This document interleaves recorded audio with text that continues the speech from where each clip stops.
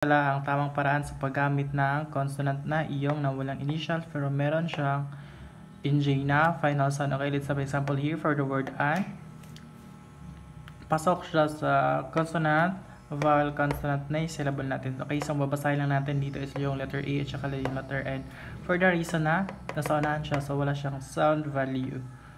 At the same time, pwede rin natin siyang gamitin as a placeholder. So, hindi ganito pagsulat ha, kundi ganito if your word or syllable nagsisimula sa vowel, so lalagyan mo lang ng consonant, tapos yung vowel mo.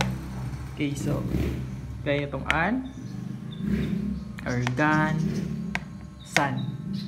Next, what if alang word? So, consonant or vowel, lagyan mo ng consonant, tapos yung vowel mo.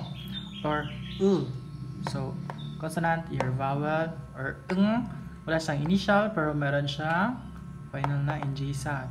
Consonant,